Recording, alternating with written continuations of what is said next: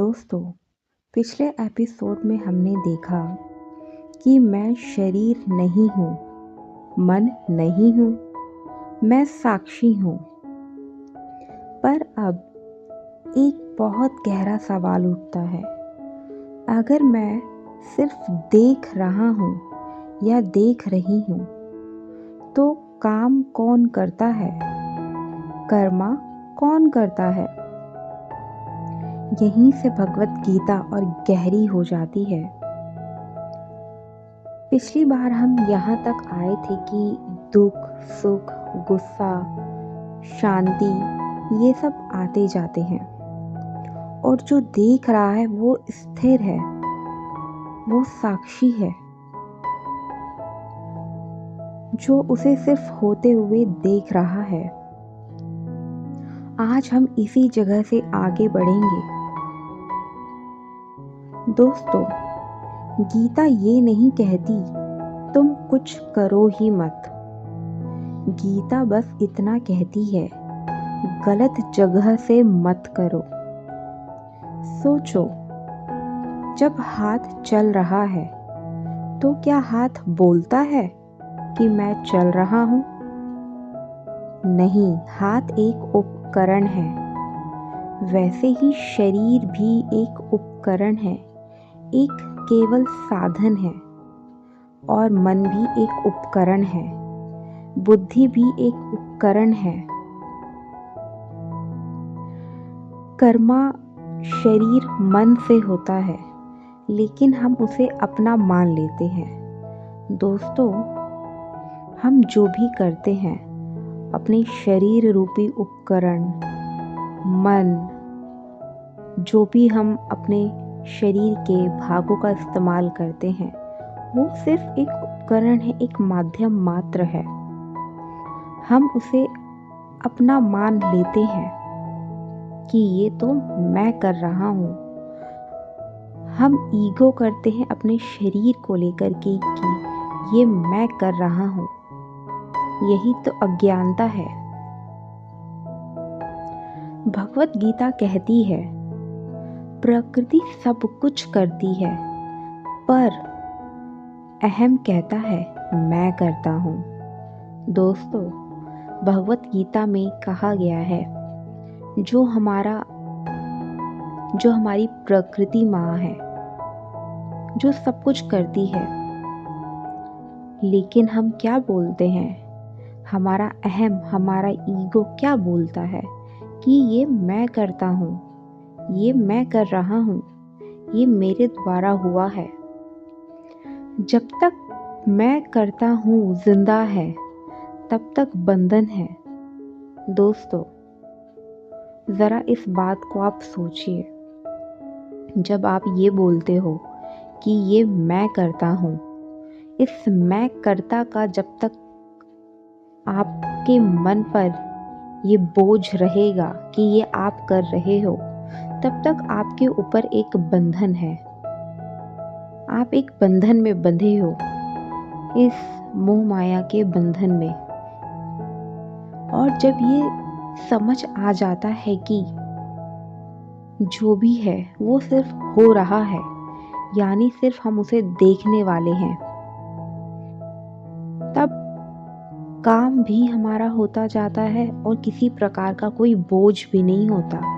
यानी हमारा वहाँ पे कोई अहम नहीं होता, हमारा कोई ईगो नहीं होता वहाँ पर कि ये मैं कर रहा हूँ। हम सिर्फ उसे होते हुए देखते हैं। दोस्तों, कभी ऐसा हुआ है जब आप बहुत ज़्यादा काम करते हो तब आपको थकान महसूस नहीं होती, और जब कभी आप थोड़ा सा भी काम कर लेते हो तो आपको लगता है कि अब मन ना बिल्कुल टूट गया है, बिल्कुल मन नहीं है करने का। देखो, काम तो दोनों में ही था, दोनों ही जगह काम हो रहा था, पर फर्क सिर्फ इतना था, एक जगह मैं करता हूँ का बोध था और दूसरी जगह हो रहा है।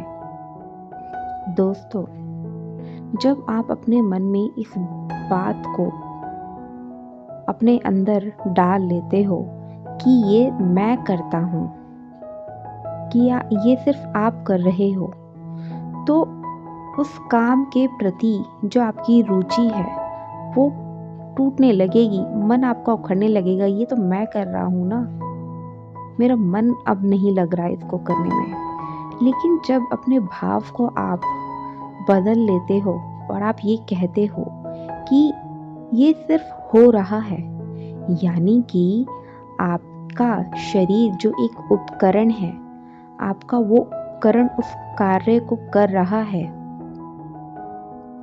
आपका शरीर जो आपका उपकरण है, एक साधन है, वो उस कार्य को कर रहा है, तो आपका अहम खत्म हो जाता है कि वो आप कर रहे हो।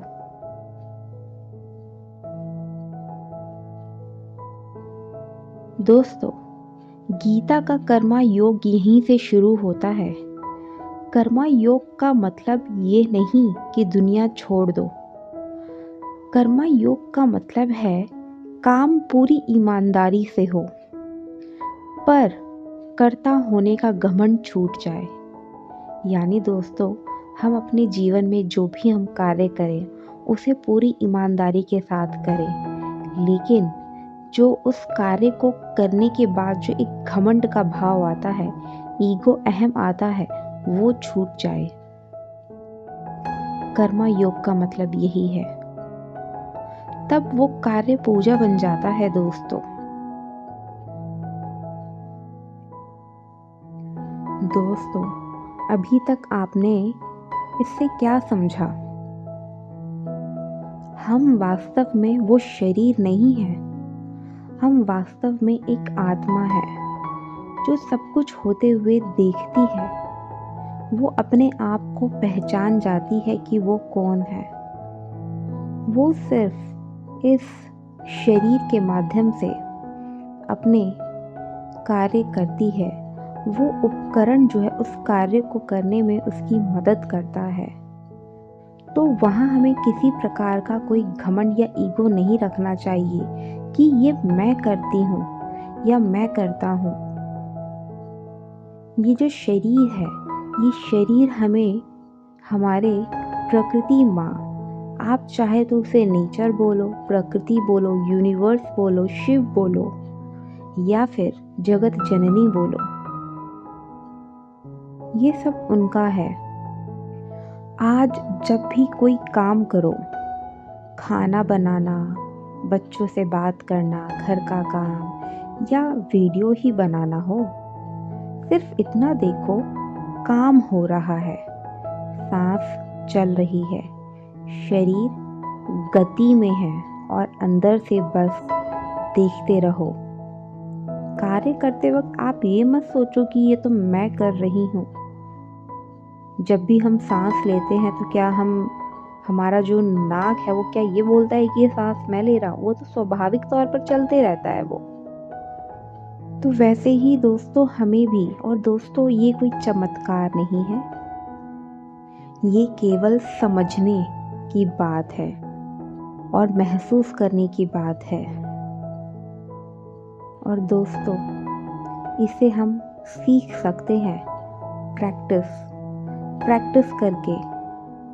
दोस्तों, इससे पहले मैंने अभी तक जितने भी अपने अनुभव मैंने बताए थे, एपिसोड 1 से लेके 45 तक, हो सके तो आप उसे ज़रूर सुनिए, क्योंकि पहले मैंने अपने जीवन को अनुभव किया, अपने जीवन से उन सभी बातों को सीखा, और फिर मुझे गीता का जो अनुभव है वो करने का मुझे मौका मिल रहा है।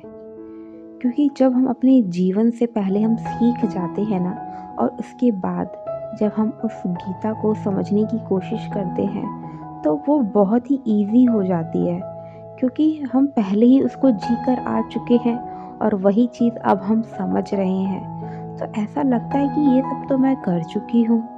और फिर क्या होता है दोस्तों, हम उसे एक बार फिर से हम जीते हैं और हमें समझ में आता है कि हम बिल्कुल सही दिशा में हैं। अगला एपिसोड बहुत ही महत्वपूर्ण होगा दोस्तों।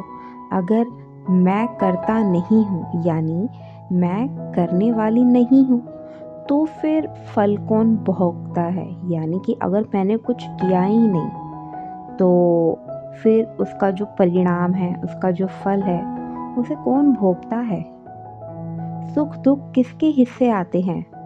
तो भगवत गीता का तीसरा कदम हम शुरू करेंगे नेक्स्ट एपिसोड में। तो दोस्तों, मैं हूँ कोमल और हम गीता को सिर्फ सुन नहीं रहे हैं, हम जी रहे हैं। तो मैं आपसे मिलती हूँ कल फिर एक नए एपिसोड के साथ जो हमें जीवन को सही मायनों में जीना सिखाएगा। पसंद आए तो लाइक शेयर सब्सक्राइब ज़रूर करो और कमेंट में जय श्री राम हर हर महादेव ज़रूर लिखो।